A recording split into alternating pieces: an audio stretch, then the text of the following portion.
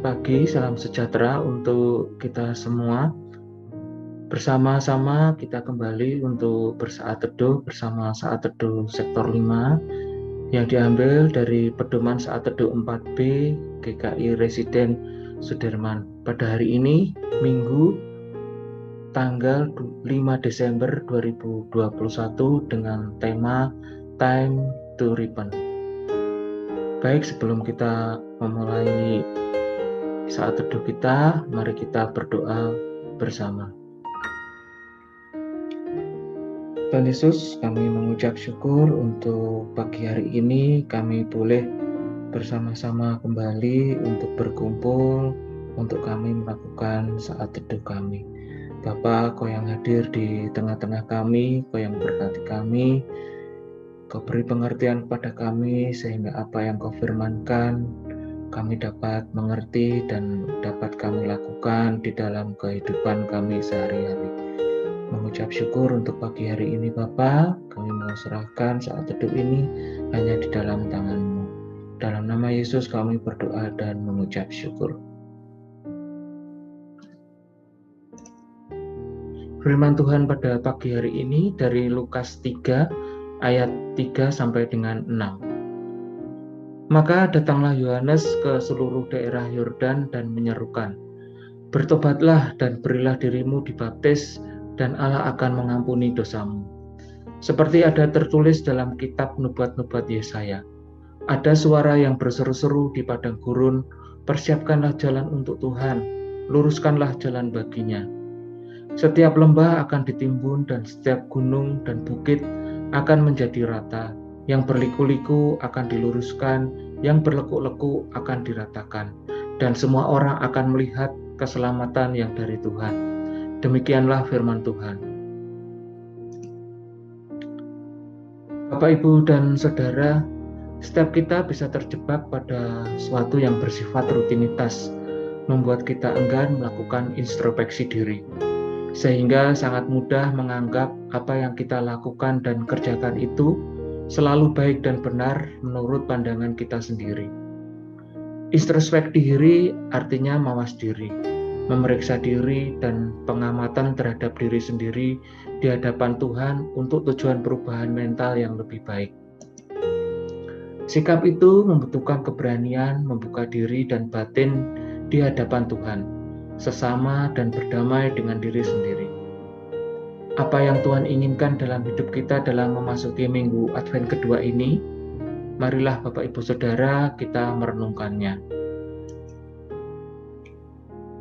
Sebelum masa pelayanan Yohanes Pembaptis untuk mempersiapkan jalan bagi datangnya Sang Mesias, umat Israel berada dalam suatu masa tanpa penyataan Allah. Masa itu disebut masa kegelapan yang mencapai sekitar 400 tahun. Oleh sebab itu, dalam memperkenalkan kehadiran Yohanes, Injil Lukas mengawalinya dengan sebuah pernyataan, "Datanglah firman Allah kepada Yohanes, anak Zakaria di padang gurun." Di ayat yang kedua. Frasa "datanglah firman Allah" merupakan frasa yang biasa dipakai dalam perjanjian lama untuk menyatakan Allah berbicara kepada umatnya.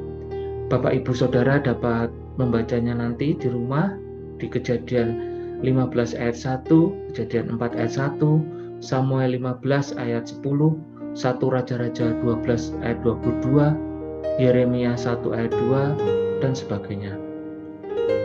Frasa itulah yang dipakai Lukas dalam memperkenalkan kehadiran Yohanes Pembaptis. Yohanes hadir dengan penuh keyakinan membawa berita Allah yang harus disampaikan untuk kebaikan umatnya. Maka apapun tantangannya, Yohanes tidak henti-hentinya menyerukan pertobatan. Dengan lantang Yohanes menyerukan, "Bertobatlah dan berilah dirimu dibaptis, dan Allah akan mengampuni dosamu." Kata bertobat dalam bahasa Yunani metanoia, artinya menyesal, memperbaiki kesalahan. Jadi bukan hanya menyesal, tetapi ada tindakan memperbaiki kesalahan. Untuk itulah Yohanes datang ke seluruh daerah Yordan, menyerukan kepada seluruh lapisan masyarakat, rakyat biasa, seluruh pembesar dalam pemerintahan, pemimpin agama, maupun para bangsawan. Status Israel sebagai umat pilihan tidak menjamin mereka hidup benar.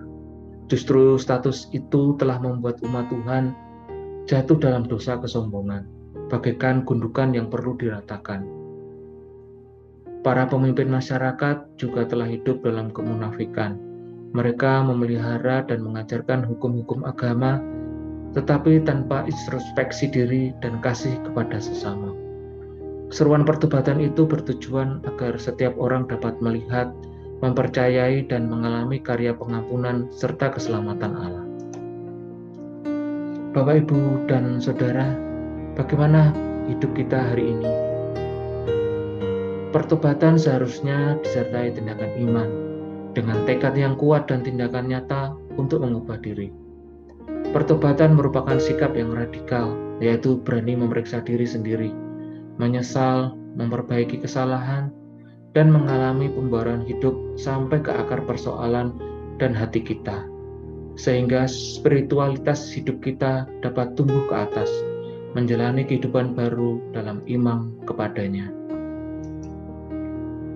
Kita refleksikan di dalam kehidupan kita. Di minggu Advent kedua ini, mari memeriksa diri dan hati kita. Sesungguhnya, pertobatan bukan sekedar sikap penyesalan dosa, tetapi sebuah keputusan yang terwujud nyata dalam kehidupan sehari-hari. Pertobatan akan memampukan kita mengalami kedalaman dan kekayaan firman-Nya, sehingga hidup kita tetap terarah kepadanya dalam pergumulan apapun. Mari kita berkomitmen sejak pagi hari ini dan seterusnya. Setelah berdiam diri di hadapan Tuhan untuk memeriksa diri dan batin, hari ini aku bersedia menuliskan 2, 3, bahkan lebih hal-hal yang seharusnya dibuang atau diubah dalam hidupku sebagai anak-anaknya. Aku bertekad meninggalkannya dalam kasih karunia Allah yang memampukan aku menjalani hidup dalam pertobatan.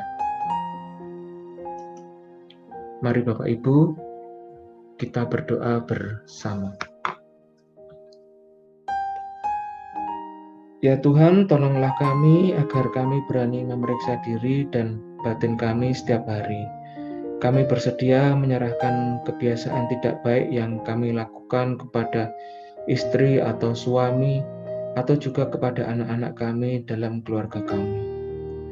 Bahkan ya Tuhan, kami mau menyerahkan dosa dan kesalahan yang kami lakukan dalam pekerjaan dan pelayanan yang selama ini kami sembunyikan. Terima kasih ya Tuhan atas persekutuan yang indah pada pagi hari ini. Berkati kami dalam kehidupan kami. Dalam nama Tuhan Yesus kami berdoa dan bersyukur. Terima kasih Bapak Ibu Saudara, saat teduh untuk hari ini sudah selesai. Tuhan Yesus memberkati.